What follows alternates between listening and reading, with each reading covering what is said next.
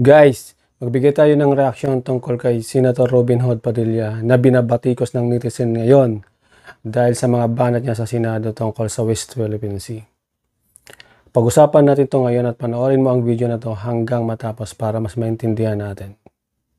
Kung makikita natin, inulan ng batikos from netizen si Senator Robin Hood Padilla dahil sa mga naging banat niya sa mga resource person sa Senado tungkol sa naging papel ng US Navy plane or P-8 Poseidon habang ginagawa ang resupply mission dyan sa Ayungin Shoal, West Philippine Sea. Barang gusto niya i-point out na dapat walang US forces sa West Philippine Sea. Sinasabi rin niya na kinaya po natin ng 6 na taon na walang kano. Hindi pwede daw na tayo umasa sa Amerikano. Parang gusto niya tayo mga Pilipino lang ang lalaban sa China. Hindi na kailangan ng tulong ng Amerikano. Ito naman ang yung iba't ibang banat ng sa kanya ng mga netizens. Basahin natin yung ilang comment, kayo na magbasa ng iba. Ay nako, ba't nagkaroon tayo ng senador na gaya ni Robin Padilla? Sayang lang, boto ko sa iyo. Magpasalamat pat nga tayo sa kano kasi para hindi madagdag magpatayo ng istruktura sa West Philippine Sea. Noon walang kano, yan tuloy nakalusot ang China na nagpatayo ng tuloy ng China base. Saan ka makakakita ng pinagbabawalan ng ating mga isda sa sariling dagat? Ang saklap. Senator Robin Hood is entitled to his own opinion but he is not entitled to the facts. Anong magagawa nyo kay Robin? Walang gamot sa pagiging blank. Kayo na magsabi, guys. At marami pang bumabatikos na mga netizens kay Idol Senator Robin Hood Padilla tungkol sa usapin na to. Medyo hindi ko kaya sabihin sa video na to mga sinasabi ng mga netizens against kay Robin Padilla. Alam nyo na talaga pagdating sa West Philippine Sea, dapat nag-iingat mga senador natin dito. Alam nila na nasasaktan ng mga Pilipino pag sa tingin nila na kumakampi ka sa China. Unang-una, hindi malayo kung magiging pro-China naman si Senator Robin Hood Padilla. Sa tingin ko dahil yan kay Tatay Digong. Dahil sa I Love China policy nung time ni former PRRD. Hindi talaga makuha ni Tatay Digong magalit sa China despite patuloy tayo binubuli dyan sa West Philippine Sea. At kahit alam din niya na tinataboy or kinakawawa ang mga fishermen natin sa West Philippine Sea. Siguro dahil sa napangakuan siya ng multibillion na project ng China kaso wala rin nangyari. Dahil nga sa pagmamahal ni Tatay Digong sa China, gusto niya maging province tayo ng China kaya okay lang talaga na sakupin tayo ng China nung panahon niya. Pero guys, joke lang daw yun na gusto niya na maging province tayo ng China. Alam niyo naman si former PRRD na pag naiipit sasabihin nila jokes lang yun. Please note, isa ako sa mga bumoto kay Tatay Digong. Nangumpanya pa ako sa kanya noon.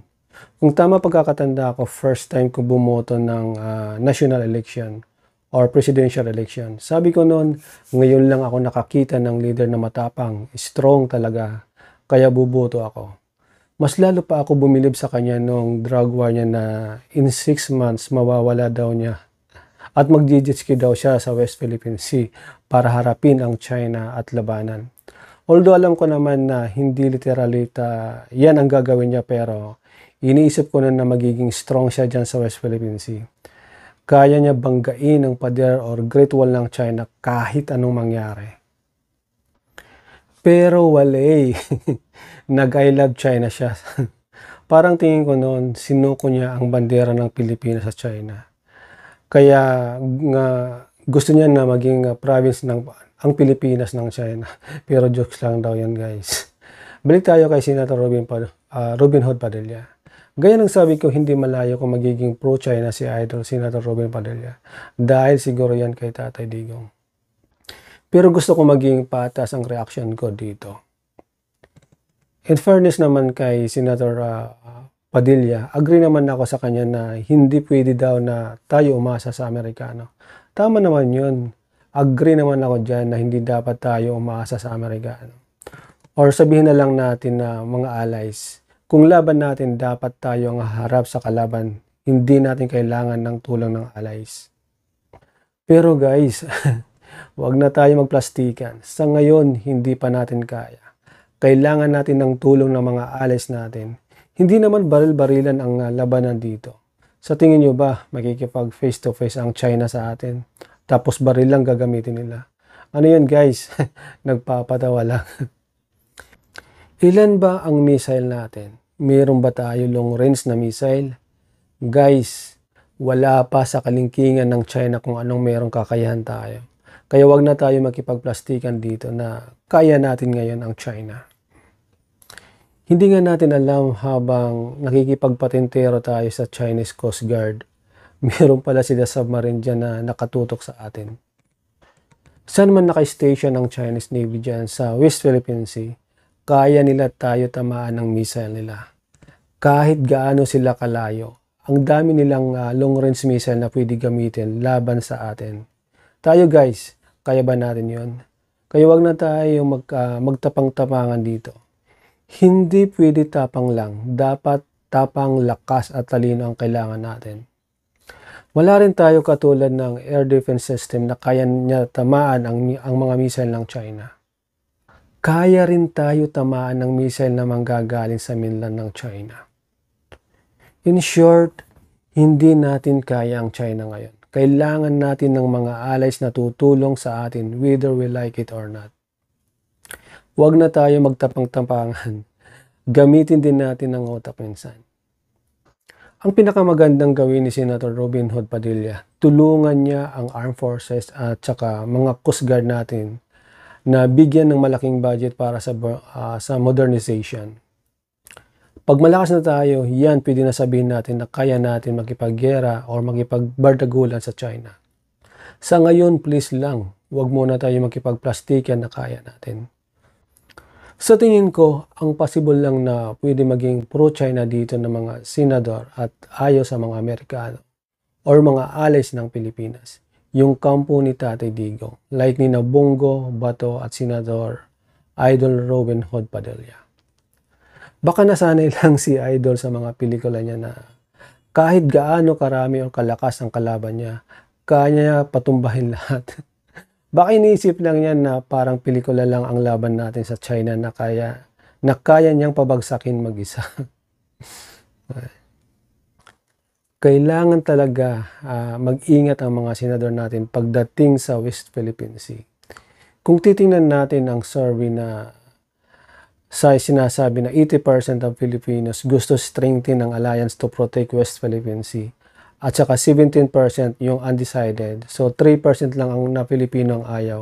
Possible ang iba dito yung makakaliwa at mga pro-China talaga. Sa bagay, si Senator Padilla 2028 pa yan pwede tumakbo ulit. Sa ngayon, mababatikos lang siya ng mga netizens kung sa tingin nila mayroon kapalpakan na ginagawa dyan sa Senado. Pero ang pusta ko dyan kay Senator Padilla, 2 taon or 2 years siyang ganito. Pagkatapos noon, gagaling na siya dyan sa Senado. Mag-iingat na siya at pag-aaralan muna niya before siya bumanat. Matututo na rin siya mag-research. Wala guys, demokrasya tayo. Pinili siya ng mga tao, number 1 senator pa. Kaya ipagdasal na lang natin na gumaling siya at maging karapat-dapat na senador. Huwag na yung number 1 na magaling sa Senado. Nakakatawa dito sa Pilipinas, nagiging partisan pa din pagdating sa West Philippine Sea. Instead, united or solid dapat tayo. Ay buhay. Ang layo natin sa ibang bansa like sa Vietnam, Indonesia, Malaysia, etc. Sulit talaga sila pagdating sa usapin dyan sa West Philippine Sea or South China Sea. Dito sa atin, inangasan pa ang mga Philippine Coast Guard at saka armed forces natin na humaharap dyan sa West Philippine Sea. Nakaka-demoralize sa mga frontliners natin. Although sa mga banat ni Robin Padilla sa mga resource person natin sa Senado, nakakuha naman sila ng maraming suporta from senators, lalong-lalo na taasan ng budget nila. Sinabi rin naman ni Senate President na kailangan talaga natin ng allies para dyan sa West Philippine Sea. Meaning guys, barado si Senator Padilla sa usapin na to. Kahit mag-object siya dyan na hindi na kailangan ng allies na suporta sa atin sa West Philippine Sea, majority naman ng mga senador agree na kailangan natin talaga ng Amerikano at ibang allies para harapin ang China dyan sa West Philippine Sea. Hindi pwede tapang lang ang kailangan natin dito, kundi tapang, lakas at talino.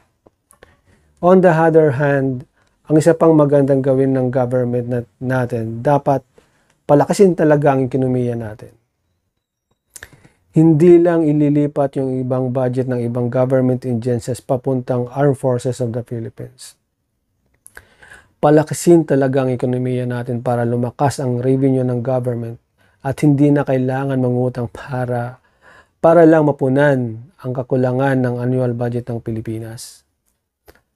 Kahit weekly pa manood ang president natin ng F1, walang problema para sa akin basta lang lumalago ang ekonomiya natin at nagmamaterialize yung mga pledges ng mga investors.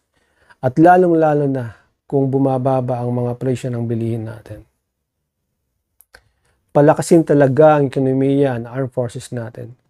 Pag dumating ang panahon na yon na sobrang mayaman na tayo at malakas na ang armed forces natin, hindi na natin kailangan ng tulong ng ibang bansa para lang labanan o harapin ang China.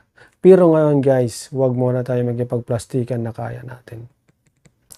At isa pa, palakasin din ang agriculture natin para sa food security at huwag na umasa sa importation. Hanap din ng ibang bansa na makakapag-import at export ng product, huwag lang sa China. Pwede kasi gawin ng China na itigil nila ang exportation at saka importation ng mga produkto sa atin. Parang gagamitin nila na pang-hold up para hindi ka na makapalag dyan sa West Philippine Sea. At isa pa, para makafocus na tayo sa external conflict, dapat tapusin na yung insurgency sa Pilipinas. Tama na itong makakaliwa at mga NPA. Kapwa Pilipino nagpapatayan. Dapat magkaisa na tayo dito labanan ng bansa na sumasakop sa teritoryo ng Pilipinas. Ay buhay. Alright. How about you guys? Anong reaction nyo? Please leave your comment down below kung ano masasabi nyo. That's all for the day. On that note, thank you so much for watching. And please don't forget to subscribe if you are new to my channel. And see you on my next video. Bye-bye.